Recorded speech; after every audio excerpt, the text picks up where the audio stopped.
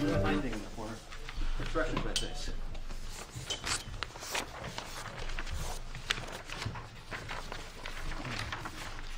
I should have taken one of the good chairs. Oh, anyway, yeah. Set of initials. Funny. No, it's I didn't get used to a new set of initials. That's right. That's where I belong. You misbehave. In the corner, yeah. Joseph, how's the comfortability of this chair compared to the one from town meeting? Infinitely better. Infinitely better. Matt knows my story there. Those chairs were horrible. Yeah. Horrible at the front. I'm not one to complain about a chair. I don't know if you felt that way, Phil. The ones that we were sitting in at that front table, I was struggling. Really? Yeah, I was like, oh man, I'm so used to these soft ones that, the meeting of the same length as a planning board meeting. It's like, man, this is. You're a young man who's a lot more fit than I am. I probably have more cushion than you. I we start recording it? Oh, were they good or no? Worse. Were they have wooden benches, It's right? nothing but hard. Yeah. Yeah, we eventually And moved flat. to the back I want the row, so we outtakes. had it back. Yeah.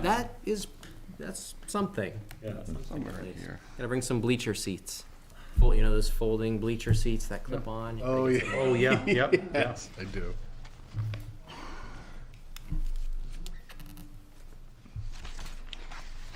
We're at 6:29, so we still have time. Molly, where are you? Right there. Oh, Speaking to your microphone, please, sir. Oh. Hey Molly, where are you these days? I can hear you. I'm in Cincinnati right now. Nice. There's a conference, Council of Educators in Landscape Architecture. So I'm here on teaching business. Got it. That does kind of look like a hotel room. Another shrimp on the Barbie. Yeah, it's pretty warm down here right now. So, but it was very cold just yesterday. Well, welcome. We're glad you have great communication with us tonight. And with that being said, it is 6:30, and we will call the meeting to order. We'll start with a roll call of members. Matt Yenton, myself, present. John Christ. here I am. Phil Limerick. Present. Molly McCann. Here on Zoom. Excellent. And just so you know, you practically have zero delay, so this is great. Neil MacGyver. Present. Tom Newcomb. Present. Bill Bolton. Here. Alternates Bradford Puffer. Yep. And Todd Chappell. Did you hear anything from Todd at all before tonight's meeting? No, unfortunately, I was not able to get a hold of him. I did try to give him a call on his phone number, but was not able to get in touch with him. So, my hope is that he'll still be able to attend, but I'm going to keep calling him. Doesn't appear to have a voicemail set up either, so I will keep trying to get him on the line and try to get an email for him as well. Okay, so alternate Todd Chappell is not with us tonight. Todd, if you're out there, we look forward to you joining us. Thank you very much. We'll move on to a review of the minutes from March 5th's planning board meeting. So I didn't notice anything substantive, but a couple of small things. I noticed on page 6 that one of these paragraphs starts with Apana Perez. Oh, where? I think I missed that. Where was that? On page 6, the last paragraph. And somewhere else, I don't know the page, 'cause I don't have my annotated PDF, which I unfortunately is on my computer at home. But there's a Kegel that is spelled E-L instead of L-E, I believe, which you can probably control F on the actual document. And down. I forgot what page that was. But nothing substantive. I sort of like Apana Perez. I like that phrase. I'm going to keep that one. Honaboo would be a good name. I'll move we approve the minutes as amended. Second. You might think I'm looking at you. I'm actually looking at Molly, just to make it. sure I was. she's not queuing in. Thank you. Oh, did she second it? Nope, just to make sure she's not queuing in trying to say something. If there's no more further discussion for the approval of these minutes, all in favor? Aye. I'm going to Opposed? Abstentions? abstain. Perfect. Tom, Bill, and Molly abstain. Excellent. Minutes are approved. Thank you very much. Yes, Phil. For the future of this meeting, potentially future, If I'm looking, if you're like, why is Matt staring Yeah, at that's okay. I understand you're not staring at me. You're looking at over Molly. your That's okay. shoulder to see if Molly's trying to say something. That makes sense. Perfect. Before we move on to election of officers, I'd just like to welcome Bill Bolton and Tom Newcomb. Congratulations in your election as planning board members for the next 1 year 1 year. and 3-year term. Congratulations. Thank you. Very exciting. Welcome, and I think you both have been debriefed by Joseph at the beginning. All right, great, excellent. Debriefed or briefed? Briefed or debriefed, whichever you prefer. I'm no literary expert myself. Also notable, before we get to the elections, Please. we also passed 4 zoning amendments. Yes, Yes. we did. By good margins.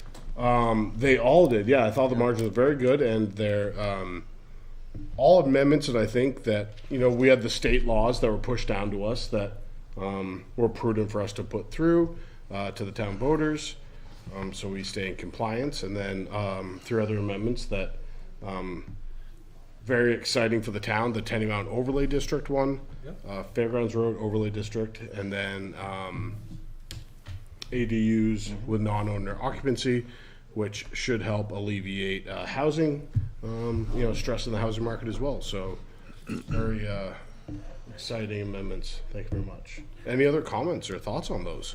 I'd just like to say, looking back at the past year, it's been a productive and a cordial group to work with. So it's been a good year on the board. We had a great turnout. We did. We had a great turnout on Tuesday and on Wednesday. When's the last time we've seen that type of turnout at That's voting? big. Yeah, big. Especially for the ratio, I think, for ballots cast on Tuesday to people showing up Wednesday, able to show up. I think that ratio was Roughly a third this year as opposed to a quarter last year, right. if I recall correctly. Yeah, very exciting. Yes. Excellent. Well, it's been a good 2025. Moving forward to a 2026. I'd like to start off by thanking Mike Ahern for his nomination of me as the chair for last year. Mike, if you're out there, thank you very much. I was very hesitant and intimidated by taking over as chair, and looking back at the past 12 months, I couldn't be any more happy to serve everyone as chair. With that being said, we'll move on to the election of officers, and looking at our bylaws, it states in Article 5, Section A, the officers of the board shall be a chair, vice chair, and non-recording secretary, elected by a majority vote of the first regular meeting of the board following annual town meeting. So here we are tonight. We will elect chair, vice chair, and non-recording secretary. And if everyone here agrees, I would like to do those in order. So we'll do the chair first, the vice chair, then the secretary after that. And I think that'd probably be the most prudent way. If anyone else wants to do them all at once, please share your opinion. But I think doing one at a time is okay. That works. It makes sense. Okay, perfect. Well, to start off, do we have any nominations for the chair of the planning board for 2026, moving forward from today, for the next 52 weeks? I just start with a statement. Please, please. I want to say, Matt, I think, were hesitant to start last year, as you mentioned, and I think you've grown into the role very well and have done a great job. Thank you. I'm also wondering if it might be kind of interesting to consider Molly, who's been working her butt off this year as well, and whether she might be also an interesting candidate to be chair. Certainly. I mean, when I look back to a year ago today, it was an extremely overwhelming thing. That night, the first meeting after town meeting. I remember that one. Yes, and you. No, I mean when I had my first. Oh, you remember yours as well? Yeah, it was extremely overwhelming. And now, looking back, I think anyone that is interested should really take that step forward and try the role as chair. Because it's I don't know, the experience is wonderful, and I appreciate that. Thank you. Was that a nomination? Yeah, sure. I'll I mean, say, I think she would be a great chair, and it's no slight against you at all. I think you've done a fantastic job. I do not take it as a slight. Thank you. Yeah. Second. Perfect. Any second. Well, we have a first and a second. Molly, are you with us still? I'm here. I don't think she can oppose if she's not in the room. She is in the room. I think that's an excellent nomination. And there is no slight against me. I'm actually hoping that's not hoping might be the wrong word. I'm looking forward to someone else stepping up and running the board for a year. I think you've got a lot on your plate right now as well, probably. And that's actually one of the biggest drivers behind that thought is I have a lot going on. Yeah. And I can 100% continue to dedicate my time to this board the first and third Thursday of every month with a couple community meetings here and there. But I think, like you probably found out, is there's a lot of other time involved. Oh, yeah. Not just the first and the third of the meeting. And it worked out well for 2025. But To do it well. yeah, Takes there's a lot a of time. lot on my plate right now. I was going to say, you've got a newborn at home that would appreciate your attention, I'm sure. And that's exactly what it is. That's kind of what I was Which is implying, great. But Yeah. yeah. And that's exactly what it is there for last year. God bless her mother for dealing with me being here. And then, now I'm like, I think we're going to put the commitment a little elsewhere. So we have a motion for first and a second for Molly McCann to take over as chair of the board for 2026. If there's no further conversation, all in favor? Aye. Opposed? And abstentions? Congratulations, Molly. It is sort of sad. I was looking forward to handing this gavel to someone. As you know, You can do it. I never use the gavel, but But I think for today, probably we're bound to let the vice chair, whoever that may be. Often, generally, if the chair is not present, yeah, they will hand it over to the vice chair. I mean, that is if the chair is not present in person.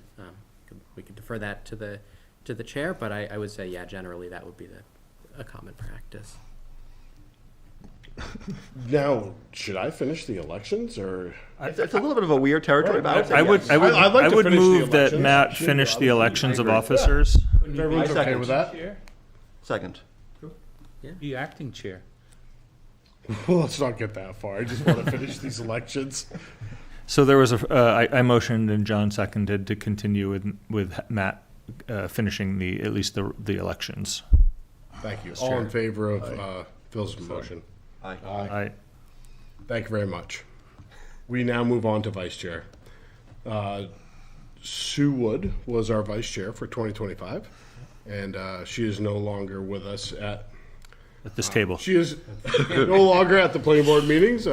Sue, I wish you the best of luck in your future endeavors. Do we have any nominations for vice chair? I would nominate John, if you're interested. I'll accept. I would second that Second. nomination. Have the second. John stepping back into a role of. I was non-recording secretary last time. That's right. That's right. Didn't do If much. there's no further discussion of John moving into vice chair position for this year, all in favor? Aye. Opposed? And abstentions? Congratulations. And Take it home with non-recording secretary, John. do we have any nominations for non-recording secretary? And for those new to the board, if you aren't aware of what the non-recording secretary does, it's a non-recording secretary, so often a secretary records, and it basically is just third in line in case the chair and vice chair cannot be there for the evening. There's really nothing beyond that in terms of secretarial roles. As well as my understanding is also there may be some documents that need the secretary's Authorization. signature. Not typically. No. No. I think that would fall in the capacity of moving forward for 2026, if Molly wasn't available to sign Mylars, for example, you were not available to sign Mylars, and time sensitivity was an issue at that point where the director would have to call up the secretary to come sign the Mylars, which I have not seen, but I think that would be, yeah. Well, for the sake of continuity, would you be interested in being non-recording secretary and probably never having to actually gavel a meeting anyway? Well, That's what I heard. I'd be honored to, John. Well, I make the motion then that If I'm you not stepping on anyone's toes, serve I'll as non-recording secretary. I'll second. Third. Oh, I forgot, I'm acting chair now. Oh, not used to this role anymore. Is there any further discussion? All right, all in favor? Aye. Opposed? All right, so you, Matt, are our non-recording secretary this year. Thank you So so we much, have our Vice Chair. officers. Excellent. And now that we have our officers, it's probably a good idea to consider committee memberships as well. Yes. And as far as committees go, we have the CIP, which Sue was on previously, and did a great job.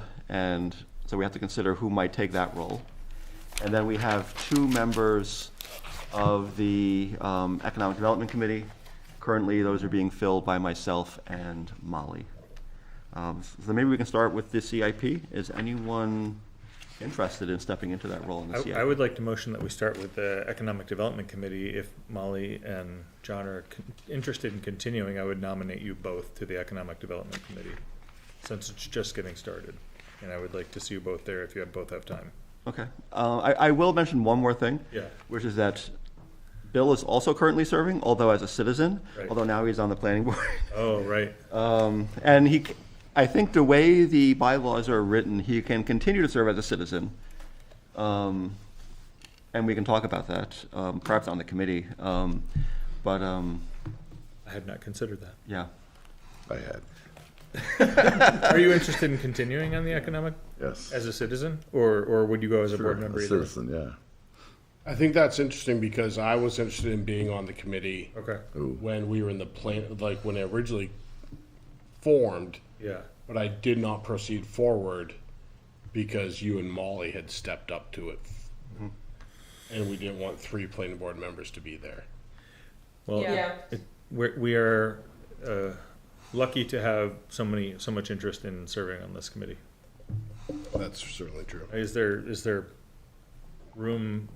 So Molly, Oh, I raised your do you have a I just want to put out that I am very interested in continuing to do the work there because we are just getting started. And I think there's some very integral threads that should be Continued. picked up. Yeah.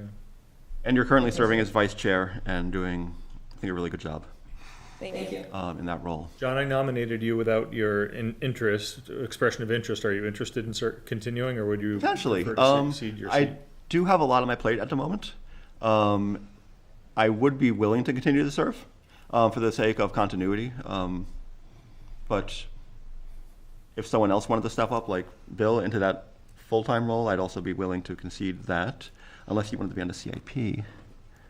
I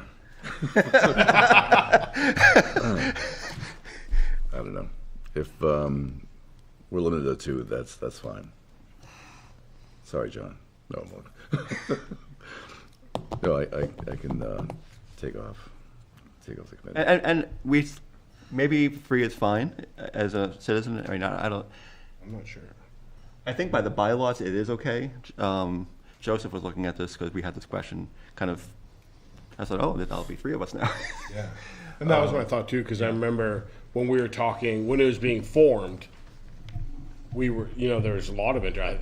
I think most of the board was actually interested. And we had to make the decision that 2 people were moving forward to be on Yeah. that. I'm still interested, fully interested, but my time is so limited I could not actually give my time to that. So I'm not actually saying that I'd want to be a part of it. I just didn't know if it was. Matt, I know your time is limited. Would you? It seems like your interest would align pretty closely with the CIP committee too. Would you be interested in that? I would not. Okay, that's fine. I think this is maybe why John wanted to talk about CIP first, because I think it's gonna be the more difficult position to fill, Okay. unless somebody is immediately interested right Yeah. now. It probably is. So I will say for myself on the Economic Development Committee, I do have a lot on my plate. On the other hand, this is very similar to what I'm doing for my work right now. and for better or for worse in some ways. It gives me a lot of expertise in this kind of work, and I'm often doing it during the day. At the same time, like I'm often doing it during the day, and then there's an extra meeting. But I do think I have something to add. I'm just a little bit concerned if there's a time when it comes to a lot of legwork outside like committee meetings, that to do it well often takes that work. But often committee members, not everyone does all that legwork, and I do have something to add, I think, as a voice on the committee. So I'll just put that out there. That's where I stand, just to be fully honest. I'll step down. I will not continue on the committee.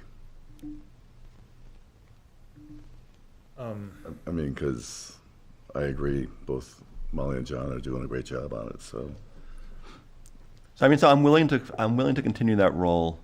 Like I said, if it comes to a lot of legwork, which there might be on the horizon, I might be doing some of that legwork, but not as much as I often also, anybody who was on the housing committee with me probably knows I perhaps step in with both feet very hard sometimes and put a lot of effort in, and maybe I don't always have to put that much effort in. I can teach you how to do it, how to do things with less commitment if you're interested. Yeah. I guess I'll accept. All right. So that was a motion. Did anybody second my motion? I'll second it. Okay. So that would be for me and Molly to continue in a role for continuity's sake and Yes. all that. Okay. Oh, I keep I think forgetting. we have to be careful of continuity's sake, though. There's a Because point. we also say on the other hand, oftentimes is we always welcome new faces. Yes. And new opinions and new ideas and expertise. So I do think I'm being careful with standing on the judgment of continuity's sake, because I actually don't put a lot of weight into that. I believe in it, don't get me wrong, I do think it's a good thing, but I think sometimes continuity's sake can leave out other people potentially. I totally agree. I think because Phil's point about it being a brand new committee that Yeah, he that's hasn't it. even had a year yet. It's so new. It's just getting started. I think it would be disruptive kind to of- change the team right now as they're getting their It's in feet flux on. on its own. That being said, we do need more people to join, so this is a call to anyone watching. We Indeed. need citizens on the board. Yeah, that's a good, Excuse me, committee on the board. Thank you. So this is ultimately, the planning board has the authority to appoint 2 planning board representatives to this committee, but ultimately it's a select board subcommittee. So there are 2 seats for select board members, and there are also 3 public seats. So the select board appoints its own 2 select board reps, and also those 3 public seats are under the jurisdiction of the select board, and we do have one opening in one of those seats right now. Of the So public. we currently have, the 2 public members are currently Bill and And Walter Walter. Frankel. that's He's right. doing a lot of work and has really kind of stepped up. yeah, Good. And frankly, if Bill steps down, then that means there's 2 open citizen Correct. seats. Yes. Okay, so we have a motion and a second, and some good discussion here. Any further discussion? Okay, all in favor? Aye. Opposed? All right, then the motion passes, and myself and Molly will be on the Economic Development Committee. And yeah, if anybody's out there listening and you're interested, you can write a letter to the Select Board and express your interest. I might just do that. Because you're at home all day with nothing to do? Exactly. Yeah. Filling a day up. And I have to get used to not deferring to you as the chair. Like, I keep like, I'll put it back to you. Just keep looking at me and I'll keep going. and so now we have the CIP. Can I say a word about the CIP committee? Absolutely. So I chaired the CIP committee the first year that we had taken it up, and Sue has been the chair of the CIP committee for the past 2 or 3 years, I forget. At least 2.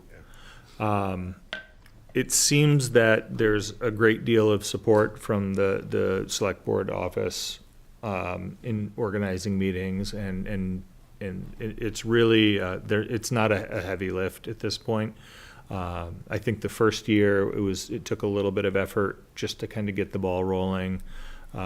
We had June Hammond working on it at that point, and she really did do a great job of communicating the goals. But it was at a time when none of the department chairs had really been through the process, and really most of the weight for this falls to the department chairs to kind of look forward and look at their existing equipment and replacement schedules and kind of get some estimates for costs. So it really from my perspective, we do need somebody to be there, but really just to kind of communicate and make sure that the select board office and staff kind of coordinates with the department heads and does the work. And Joseph has been a great asset in preparing kind of the master spreadsheet tracking document for that as well. So I don't know if you have anything you want to add that might help people feel more comfortable with the role.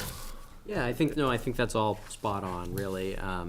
The CIP committee chair it's a really important role, but there is a lot of support from department heads, finance department, town manager. So if someone is worried about that, and of course us in planning as well support that. So you do have a lot of support from town staff. And if you're interested in things like budget, town equipment, things like long-term capital expenditures, it can be a really great place to kind of get up to speed on how some of those decisions are made and to see kind of the inside scoop of how big capital items are prioritized over a 6-year time frame, maybe plus or minus a little bit. So it can be a great opportunity to learn about a different side of town operations than the planning board sometimes sees. And thank you, Joseph, for the broader background. I was actually going to ask if someone could provide a little bit bigger picture for anyone like watching from home, for example, who says, what is the CIP? Right. Yeah, it's the town's, it is a document that is related to the master plan in that it is a forward-looking document. It's a planning tool. It's not a budget. So it is something that the CIP committee prepares as a recommendation to the budget committee and the select board in consultation with department heads, trying to project capital needs. And by capital, we mean big physical expensive items that the town's going to have to buy. Sometimes fire trucks, road repairs, these public safety complex. And it talks about how to prioritize these expenses over a certain period of years so that the impact on the tax rate is as level as possible. That's really generally the committee's number one goal, trying to level out those expenditures. Sometimes that means moving things around between years. Sometimes it means saving money for a few years. Sometimes it means lease purchase. And sometimes it means taking a hard look at what is the town's vision as represented in the master plan and other things for where we want to be, and are these capital items that we're planning for serving our need to get where we need to go. So if we're expecting some large land use change, we may have changing capital needs associated with that, and are we planning for those appropriately, being proactive? So it really is a planning related activity that just gets a little bit into more of the financial side of, over the next 6 years, how do we get from where we are to where we want to be, looking mostly at these big purchases. And just to emphasize, I think what both you and Phil have kind of mentioned, there's a lot of help from town staff in this. So you don't necessarily have to be a CPA or something to be on the CIP committee. It's really just community. So, and CIP, for those that might be listening at home, is Capital Improvement Program. And generally it's defined in statute as, non-recurring cost over a certain amount. And I think we've defined it as $10,000. So, we tend to put things like police cruisers in there, even though we buy one a year. But like if we bought, 5 cruisers every 6 years, like it would mean that there would be a hole in that schedule, and that hole is something that the CIP helps fill with another cost from somewhere else. So really the goal is, in an unstructured setting, you would have years with high expenditures and low expenditures, and the goal of the CIP is to cut off the caps of those hills and drop them into the valley so that the tax impact is level from year to year to year. So with all that being said, who wants to step up and serve on the CIP? You have a clarifying question? Well, Tom first, I guess. So are you looking for someone to serve on the committee or someone to serve as chair of the committee? Well, I think the planning board member is kind of the de facto chair, yes? It is a subcommittee of the planning board, so somebody has to be in charge of it, but it's really just kind of directing and making sure that, you know, we're scheduling it and that, you know, that we have good support from town staff, and So it it might would be a take some chair coordination. position. It's really more of a coordinator and chair role. Because she did it herself in She did. 2025. Yeah. Yeah. I correct my language, not de facto, but de jure chair. Pardon? To correct my language, not de facto chair, but de jure chair. Oh. By law, not just by matter of fact. Right. Anyway, Molly anyone? had a question? Molly? I believe that we appointed Jess Mayhew as a citizen member of the CIP committee, is that correct? Or is that still standing? Or was it? I think she was appointed to the budget committee, wasn't she? So okay. this board did also appoint her to the CIP committee. Oh, good. Okay. And That is citizen? Yep. So Yeah. one of the first tasks of the CIP chair, that's a good segue, is to come up with the rest of the committee, essentially, work with the board and other interested parties to try and establish the rest of the committee. Because the CIP committee is comprised of, you know, the planning board member who serves as the chair, and also representatives like our town manager, finance director, and select board rep, but also there are spots on there for members of the public, and I can't remember the total number. I apologize. There's like 3 more spots. It's usually so- good to have someone from the budget committee, someone from the budget select committee. board, someone, yeah. Sorry to belabor this yet further in terms of getting someone to actually step into this role. Public, yeah. In terms of those public members of the committee, is there a term of appointment? Like if someone is appointed last year, do they continue on into the next year, or do they have to be reappointed each year? How does that work? Good question. The CIP committee is reconstituted each year. Okay. So it's often includes many of the same members, but theoretically, every year, the planning board rep brings back to the planning board a list of formal members asking for them to be appointed. So often, there has been a lot of overlap between the years, but theoretically, every year, the planning board looks at that whole list again and appoints people until the next year. Thank you. So I guess I'm gonna throw myself out there and say, the capital improvement plan is something that I find very interesting. I think that long-term planning is important. To be honest, I'd like to be involved in it. A little concerned about first year on the board, stepping into the role as chair. So, I think of chairs, it's probably one of the lower profile and impact ones. Meetings, I believe, are not televised, but they are recorded with minutes. Is that correct? Yep, there are minutes. I mean, there's no reason the committee couldn't decide to be televised if it so decided, but in the past, it generally hasn't been. It is, of course, a public meeting. And I guess another point to your comment, I mean, if 2 members wanted to be a part of it, we have had one year where there were 2 members. I think it was that first year we had an alternate and yourself as chair. Maybe. And so sometimes multiple, I think there's been one person that the committee, the board appoints as chair, and then another person joins as a regular member of the committee. And there's no quorum issues with having 2 necessarily. In fact, I think we had yourself and Sue on the committee at the same time. Yep, for a little while. 2024. So there have been some times where there are 2 board members, one as chair and one as just a general member. If And that changes things for folks. And I really think, you know, looking back on like 2024, like Ann Abear, finance director, like she really quarterbacks a lot of it.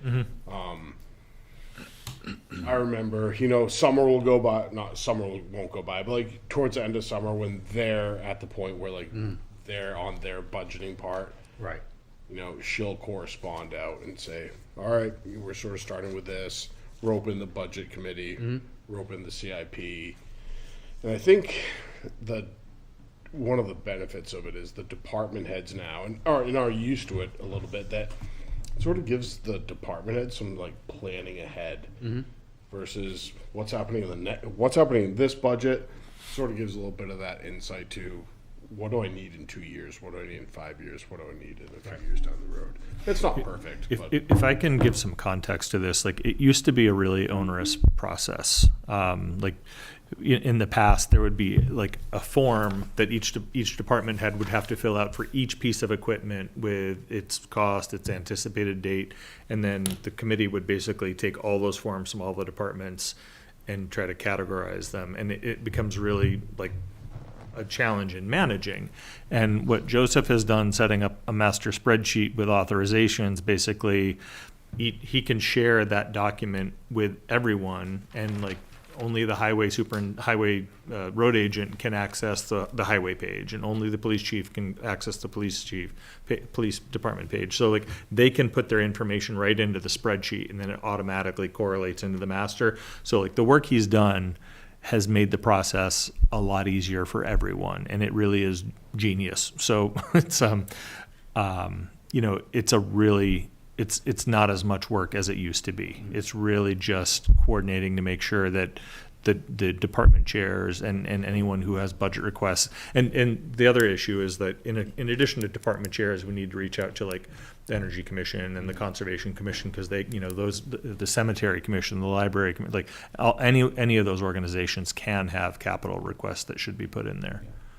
So I guess what I'd say is, I'm gonna leave it to the board if they think that it's appropriate for me to take on that role in my first year, or if I should wait, but I would be open to it. Okay. Any further comments on this, or other interest in the position, or? Tom, I think if you're open to it, 'cause it might be slightly intimidating, I don't want to speak for you, but like, I think if you're open to it, you'll really thrive in it, because the amount of like support around it, because you are working with like the budget committee, the finance director, the town manager, the department heads, like it's really and Joseph and Avery, it's really a collaborative document. I don't have any hesitation that. And I would leave it to the board to make a decision. I make a motion to appoint Tom to the CIP committee. Okay. I'll second. All right. Any further discussion? All right. All in favor? Aye. Opposed? And abstentions. All right. All right. You're on the CIP committee. Congratulations. And I think Welcome to the what board. you'll find, Oh, Molly? I just said thanks, Tom. Oh, okay. Sorry. And we'll probably want to touch base as we get closer to like early May to start Absolutely, coming yeah. up with a list of Right. other members from Budget Committee, Select Board, and then we can collaborate. I can help with that, and we can bring that back to the board once it's ready for their approval of the rest of the committee. And I think outreach also for citizen members. yeah. Definitely. We want to look at who are the current citizen members, and are they interested in staying on, or doing an outreach? As far as I know, it's only Jessica May that was the citizen member, that's all I know about. I know the first year I did it, Brooke Wakefield had done it too. She was, she works for the town of Waterville in the rec department, but, lives in town and was interested in a good asset. So I know there are people around who are capable and might be interested in, the limited engagement that offers, but still, allow some people to contribute to town government if they're so inclined. perfect. Good. All right. Sounds good. I have to stop acknowledging everyone's comment as fun chair still. No, it's fine. My feelings aren't hurt. It's all good. Communications received, Joseph. Great, yes, I have a communication that I do want to share with the board. It's new, so I don't have it printed out yet, but also the time frame on it suggests that it might merit some more discussion from the board, and so maybe the chair and the board might consider adding it to the agenda for the work session. The board may recall, some members who were there, the early December meeting or mid-December meeting, we got a letter from Habitat for Humanity through their attorney about a conservation easement at the top of Boulder Point Drive across the Spear parcel, the Spear Memorial Boulder Point parcel. And that conservation easement is held by the town through the Conservation Commission.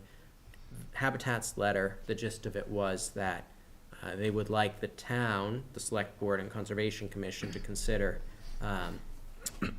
approving of an amendment to that conservation easement, removing a portion of the area from the easement, and allowing Habitat to build a road across that to access their potential subdivision behind their restore parcel, so kind of creating a loop from behind the restore out to Boulder Point Drive, because the current conservation easement, it's understood, does not allow a road to be built through it. So Habitat does suggest that they might consider swapping some land for that portion that comes out, but the Select Board has sent a request today that they would like to have the Planning Board and Conservation Commission weigh in on this proposal before they discuss it again on the April 13th meeting.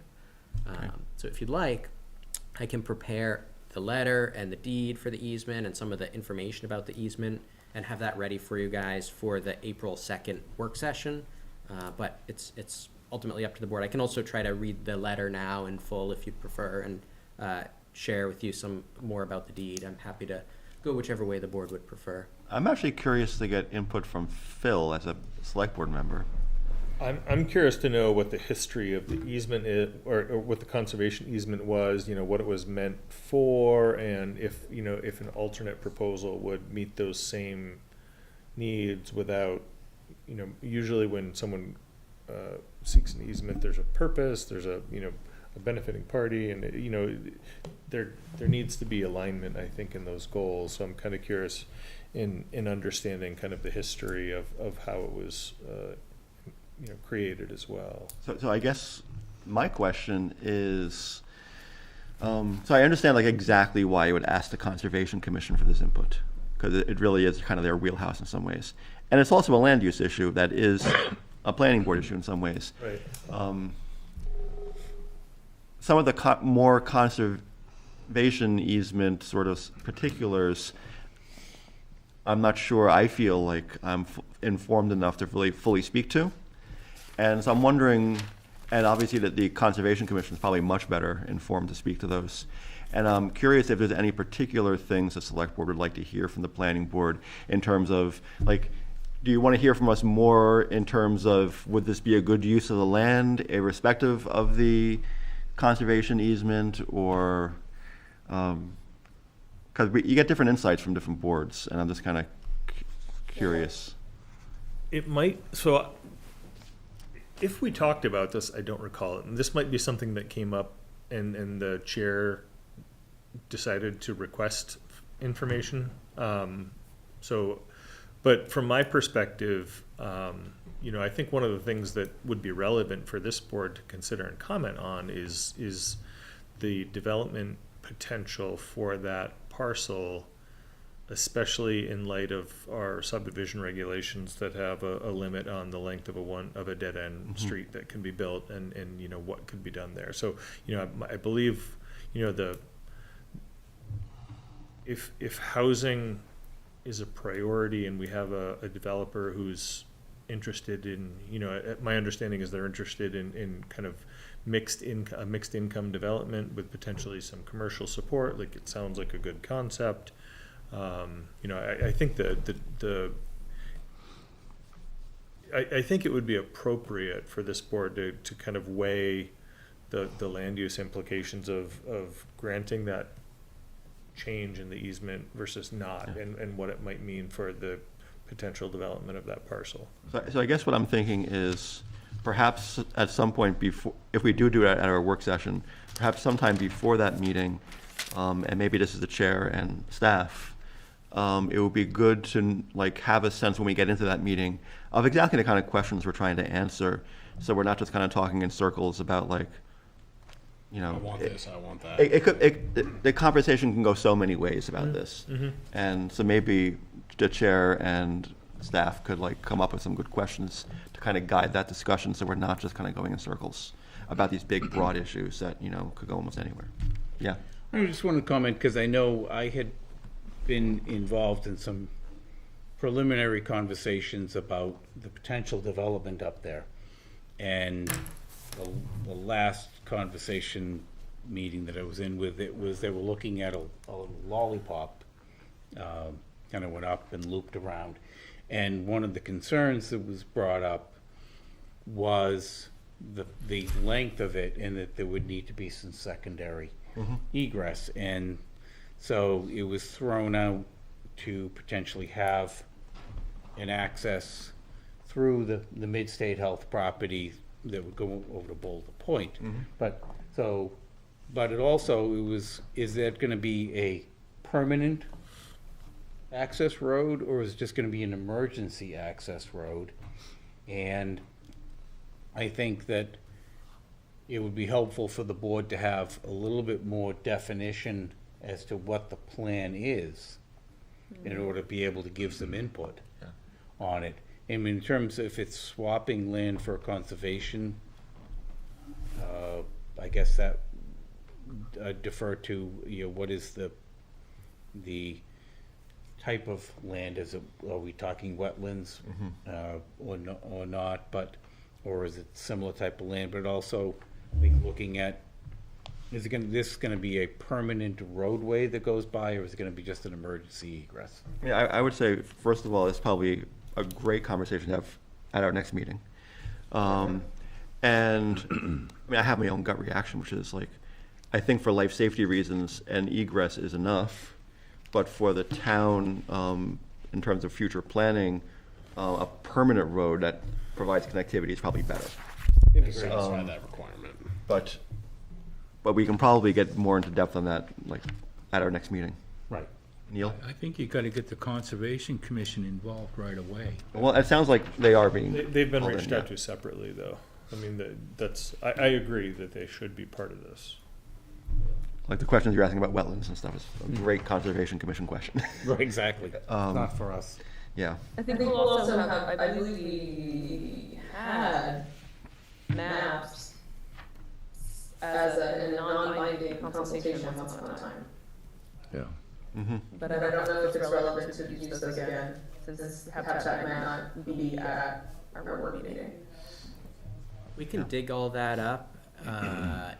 If we have anything that's useful, we can work to get that together for that meeting. I mean, to answer your first question, Phil, my recollection is that this easement was a mitigation for wetlands impacts on the Walmart development.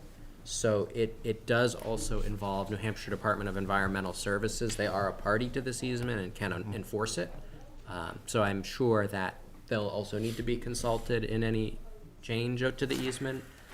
Though it is in the town's name, it's been given to the town, but DES does have the authority to enforce it, and the deed does say that they need to be notified of potential change. So I mean, I'm the acting chair this evening. It sounds like our chair and myself both are in favor of putting this, unless I'm speaking incorrectly, yes, thumbs up, on the agenda for our next meeting. And it would be good to have as much guidance as we can between chair and staff before then in terms of guiding the conversation. I think that's prudent to put it to Yeah. April 2nd, and with more preparation in between. Yeah, okay.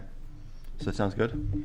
Great, yeah, I'll do what I can to dig out that conceptual, that's a good recollection, because that might give some more context about what the vision might be for the development as much as we Or know. if they have an updated version of it.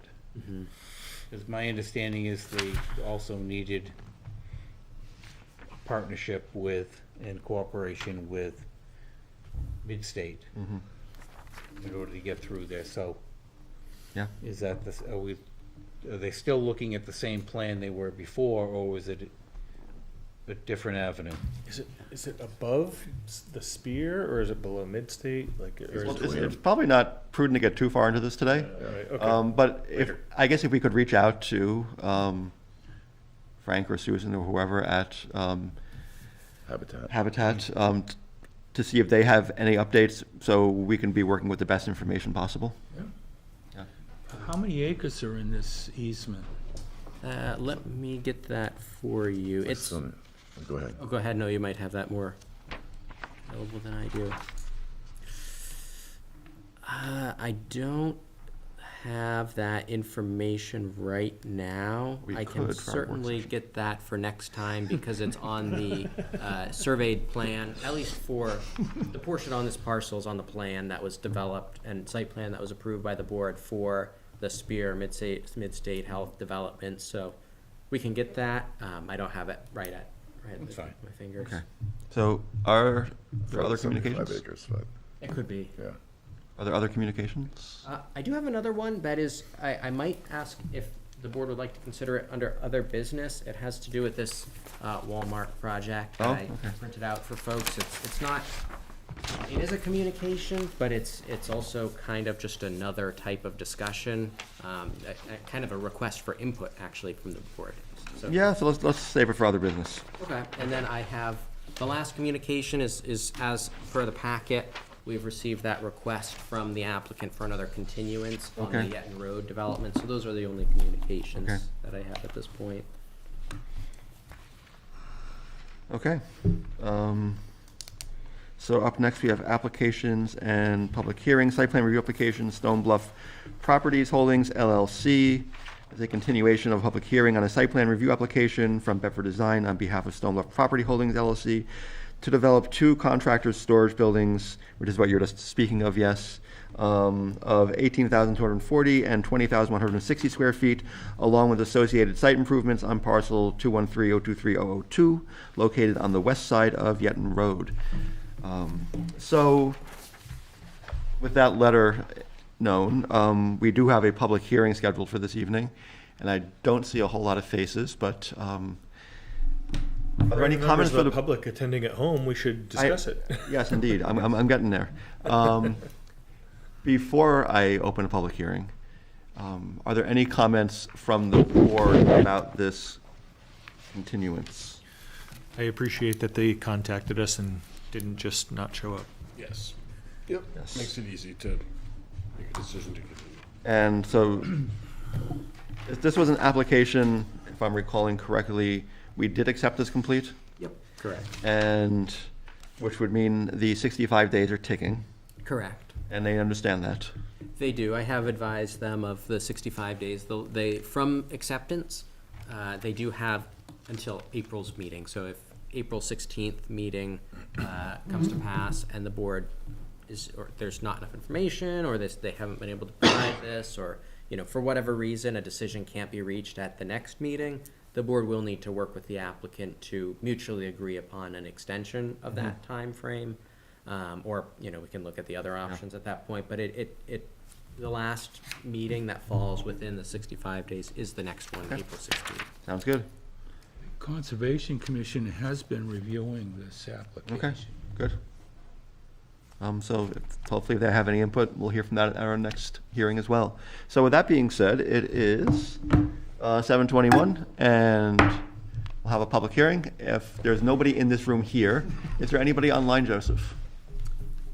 It looks like we just have Molly and Town Hall, so not at this time. Who's this town hall person?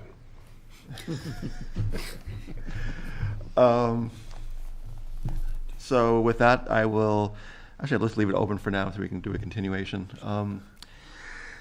So the date is April 7th? April 16th 16th. is the next business meeting. Okay. That'll put them up against their 65 days. So I would entertain a motion to continue to the 16th. So moved. Second. Any further discussion?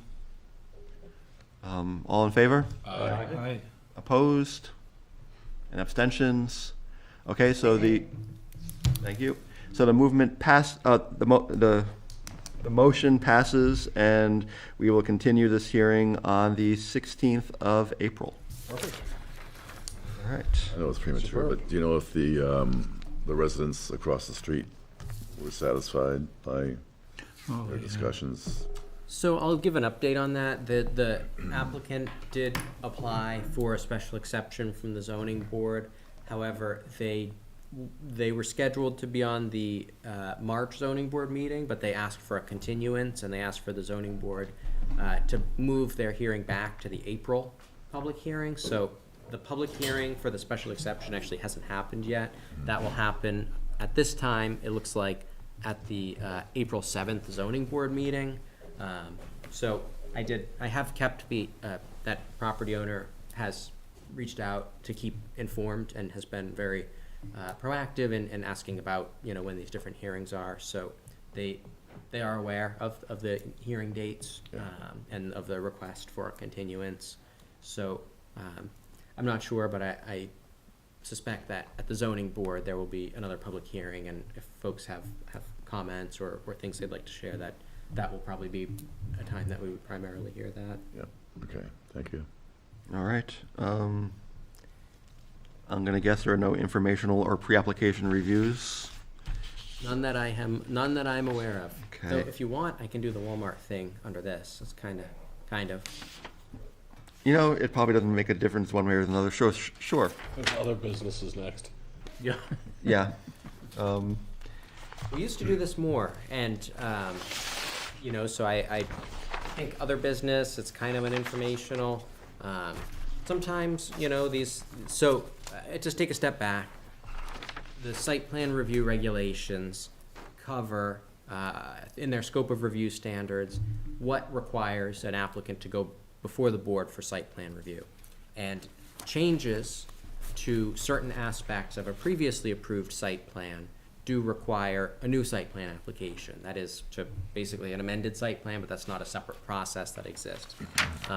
Got an interesting question today from someone representing Walmart, and I figured since the board was going to be here tonight, I would put the question to you all, since it will ultimately come back to you all. It does delegate this authority to make the call to us in planning department, but we're all here, and I'd love to get some feedback. So what they have asked about is there's a series of planters along the front of the Walmart building, and you probably have seen them if you've gone into Walmart. There are a couple in the middle, and there are two sort of larger ones towards the side edges of the building.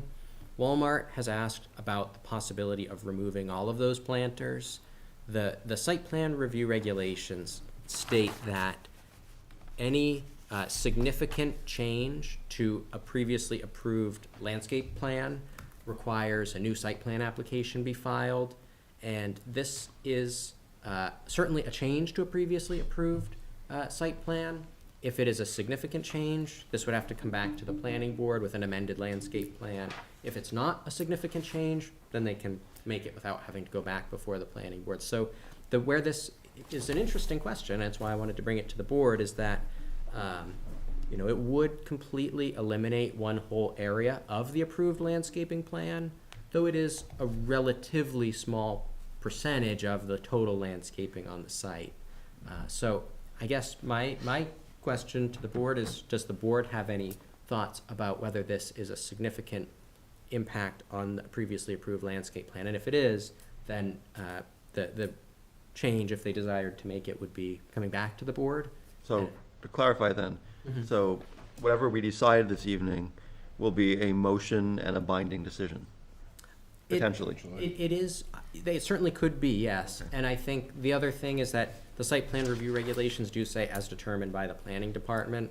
Okay. But I think that site plan review regulation is adopted by the board. So I'm just, wanting to get some feedback from the board on that question. I would think a motion would be very helpful as well. And a little bit of further clarification then also.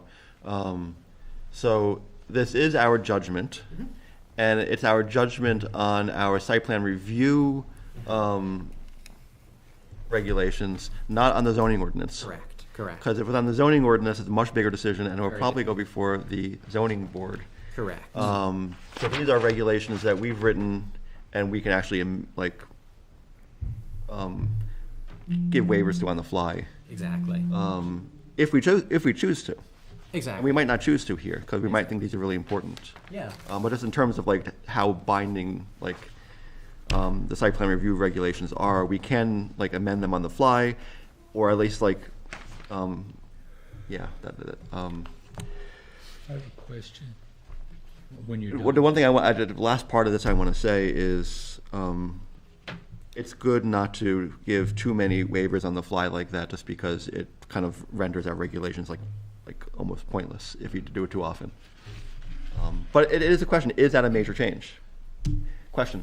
Okay, Have they given any reason why they want to remove them? Not through any conversations I've had. I'm not aware of the reason, no. Do you think it's possible that they could compensate for removing these here by doing more in another area? I mean, they probably could. They didn't offer that, or they didn't propose that in their question to me, but, I think, in my view, what would be a very open and shut case of a non-significant change or a non-substantial change is a slight relocation of the planters, maybe they're replacing them with some other ones that are similar, maybe they need to be moved a little bit. A major change, though, or a substantial change, this one feels like it falls right on the edge, which is why I wanted to bring it to the board. We used to do this a lot more, and I felt that this was a good one to bring this kind of conversation to the board. I would make a motion that this is a major change that would require site plan review. If as Joseph said, if they had just given us notice that, the red maples don't do well in that situation, they were gonna go with a different species, I might not worry about it as much, but removing all of them, I think is worth evaluation. Okay. Second. Because it'd be all the landscaping in front of the store from Yeah, corner it to is. corner to It corner. is. Yeah. And that'll give us the opportunity to ask a question, why as well, Yes. that Neil asked. Yeah. I just had a question. It's probably relative to the motion, and that's it. So it references 5 gallon. So are these like a planter that sits on the surface That's what they had proposed. I mean, as opposed to a actual planting in the ground? Yeah, that's a good question. These are actually concrete masonry boxes, so these are fixed kind of. So they're fixed. Okay, all right. They're So like, that's different than just plunking down Yeah, I think they're a raised. 5 gallon bucket. Okay. They're like essentially like a textured cinder block Okay. or masonry block. Yeah, that makes a difference because it's a permanent structure. and I don't mind having a discussion, if there's a reason to change that, I don't mind, but it should be a discussion we have with the applicant, not we're okay with letting them do whatever they want to do. I'm looking at this and kind of wondering how many are dead and gone. Oh, sure. Yeah. And there may be reasons to change the plan for the same reasons that, Yeah. we've given up on planting trees along Main Street.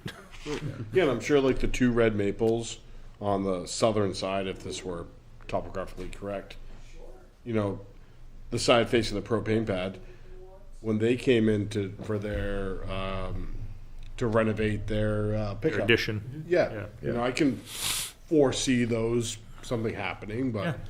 but I do think that, this is the entire front of the store. But I mean, that was a site plan, that was a review. They could have just included this change in In that. landscaping with that review. So I'm hearing That's us, what They should give us some information as to their reasoning. moving towards a consensus here. Does anybody want to make a motion? It's been motioned and yeah, seconded. you did- Motion and a Seconded. second. Oh, we did. I completely missed it. We're discussing. Oh, we are. Move the question. We'll get back. I'm rusty. John, is this the first time you've ever done this? What is this? I'm kidding. So we do have a motion in a second, okay. You made a motion, yeah, okay. In that case, any further discussion? All right, all in favor of the motion? Aye. Aye. Opposed? Abstentions? All right, the motion passes, and we can hope to see them before us.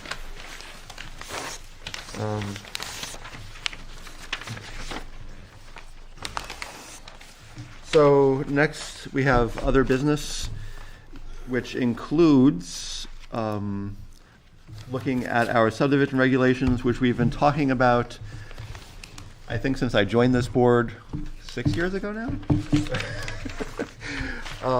And we've had a lot going on with the HOP program and so much else, and we've gotten a lot accomplished. So I'm not really trying to kick us for not getting this done in those years, because we have gotten a lot done. We have not been resting on our laurels. No, we have not. I can remember a time when we couldn't get anything past town meeting. Yeah. Really? Yeah. And I think that speaks to the fact that I think there's a pretty decent level, it's not obviously unanimous, but a decent level of trust and governance in this town right now, which I think speaks to the work of this board, the select board, our town manager, and lots of other people who've built a lot of like good blood between governance and the town, that I think there's not as much suspicion of governance as there is in many other towns. I agree. Yeah. Many other towns. Yeah. Yeah. Like Danbury. Strike that. Call it test. Well, they just lost their school. But also, just to Neil's point, this does not require town meeting approval. It does not. It requires our approval with public hearing. Right. Yeah. I think it should be a priority, especially because the Town Overlay District passed. Yeah. And we have some outdated stuff in the site plan review that I think becomes very relevant when we start getting site applications from any development on that side of town. Agreed. And we've had some housing subdivisions as well coming through us. Yeah. So for a lot of reasons, including that one, absolutely. And there are things that I believe are still not like non-compliant in there with state law. And so I think we talked about this like a month or so ago. If you look at the date on our subdivision regulations, it's like a year ago. Well, that's only because we added the new OSRD language in there. Right. Everything else Unchanged. is several decades old and out of date. So I thank Joseph and Avery for going through these and starting to annotate and make suggestions. And again, I left my computer at home, which has like my annotations on those annotations. Can I make a request for us to, of something to look into and address in our updates? Absolutely. I think, the last conceptual consultation had a road on it, and I think our procedures for accepting subdivisions with roads are a little bit muddy. There is an RSA that deals with street plats that gives us a couple different options for how to accept subdivisions with roads. And I think that might be something we should consider in our revision of our subdivision application, or subdivision regulations. Especially since, especially since, I think the controversy over acceptance of private roads built to, a standard is going to continue. And I think that, from my perspective, I think as long as developers build roads to a standard that the town will accept, I think the town should be accepting those roads, even if there's additional maintenance costs, because, the maintenance costs are gonna be offset by the taxes generated by the homes on those. Yeah, I don't think we should have a two-tiered system where, people who live on private roads pay one amount and people who live on public roads pay another amount. I think if it's, unless. Do we have a two-tier system now for that? I believe there is some form of deduction if there's a private road because there's no maintenance, but if not, like, they're basically paying full boat and not getting road service And I too. think that was the thing And I with think Chatter and either Ski case, it's not not fair. Because they paid Chatter and Ski Lift, Yeah. that thing, Yeah. they paid full. I remember like hearing some of the people speak that lived up there.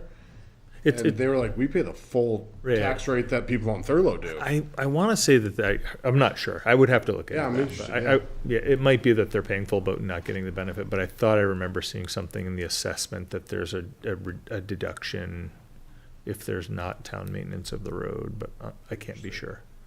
Tom? I just want to throw just. Either way. Not that we want to Good necessarily point. get into this discussion right now, but there's also, I think we should look at a distinction between a residential subdivision versus a commercial project that they're looking to turn a road over to us. And looking at, I think, I've seen this in my prior community where I think we want to be supportive of taking over residential roads. But if it's a commercial lollipop that's strictly benefiting that developer, that may be a different situation in whether or not we want to take it over. So I'm just throwing that out there, just as for future Yeah. discussion. So question and a comment related to a couple of these comments from me is in terms of, I think one of the things that we've talked about a little bit, and I know Molly has mentioned this and a few others of us have mentioned this, is the potential of having maybe a different application or at least different regulations for different types of subdivisions, a major, minor, maybe even boundary line adjustments, because having the same thing, for all of them, if you're just like subdividing into 2 lots or doing a boundary line adjustment, you're like what is this stuff I'm looking at? And it might be kind of daunting for someone who's just coming in with a boundary line adjustment versus a large developer doing like a 20-lot subdivision With a road, absolutely. with a road. Yeah. And so I think that is worth looking at. I don't think that was in this version of the changes. And the other question I had, and this is kind of jogging my memory a few years, so we were talking about street plats and stuff like that at some point. Is that the RSA that is difficult to kind of navigate, or is that a different one? The street plat RSA is part of RSA 67441. So this is what we dealt with, if the board remembers, Alan Barnard, Neng Yu, Thomas Crosley out on Hoyt Hill. That was the most recent and probably the only street plat we've dealt with in years. Certainly since I've been with the town, that's the only street plat we've had. So that is a tool where you have a lot that, under RSA 67441, a lot must have frontage on a road to be built upon. And now those categories of types of road dictate what your process is going to be. So if you're on a class 6 road, you follow such and such a process. If you're on a public road, such and such. If you're on a planning board approved road, it's another process. And then if you're on a street plat road is another category. And the state law does not define street plat in great detail, but there's some good guidance from New Hampshire Municipal Association on that through their great book, Hard Road to Travel, which if anybody hasn't read it, it's a good read. At least the part about land use is really applicable for this board. But I digress. I mean, it's a good thing to be thinking about. And do we want to have different standards for a street plat? Because a street plat on its own isn't creating a new lot, but it is essentially the planning board approving like a subdivision, but without the lots. It's just approving the road, and then it becomes a planning board approved street plat road, such that it may now be built upon under that RSA, whereas a lot that truly has no frontage on any road really can't be built upon under that RSA. So a street plat is one of the ways to get access to that lot and to allow it to be built upon.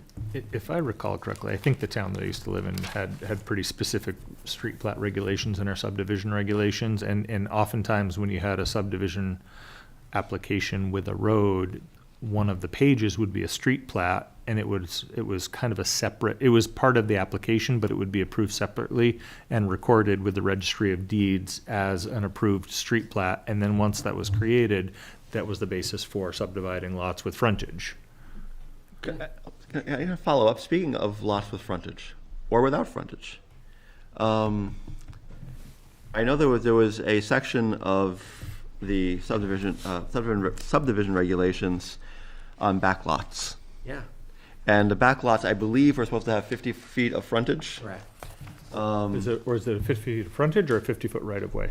Well, this is my question. Like I know, to some fanfare, Lebanon recently approved in their zoning ordinance backlots with no frontage, Yeah. but with a permanent easement. Right, like a 50-foot right-of-way instead of. Yeah. I think backlots, I mean, I guess if it's 50 feet, it's not enough to meet current zoning, but like, yeah. I think what's It's in an here option. currently is actual 50-foot frontage. Sure. Yeah, so So it would be like an L-shaped lot, Right. as opposed to no frontage, but an easement. Right. You have a 50-foot right of way, doesn't that give you the frontage? No, 'cause it's No. not part of your lot. Yeah. yeah, exactly. So a back lot, as we define, and I think the name that this section has is a big part of the source of the confusion. It's called back lots, and then in parentheses, so-called flag or hammerhead lots. May I ask what page you're on of the? Yep, this is Article 7R, and I don't apologize, it's not a page number, but it's Article 7R, We're in the subdivision regulations? subdivision regs. Yep. and so that is titled backlots. LMP. 10. Let's see, I see them all in letters.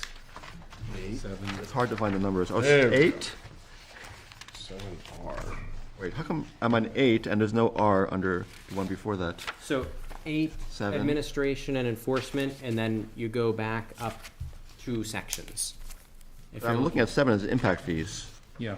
Yeah. Oh, you know, we probably The have, Roman numeral. do we have too many 7s? You and, Oh, no, there's 2 8s. No, we're in Two subdivision. there's 2 Article 8s. Thank you for pointing that Article out. 8.1 and Article 8.2. So Second the first, Article 8. The second article.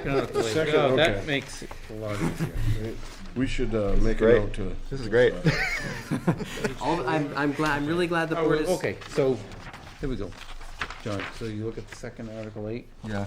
and Back lots. There we are. Got it. Thank you. Thank you. I'm glad. I don't Thanks even know for where I pointing am. that out. Unfortunately, It's a the good. pages aren't They're hard to numbered. navigate. You get too far. Thank you for getting us there. Okay.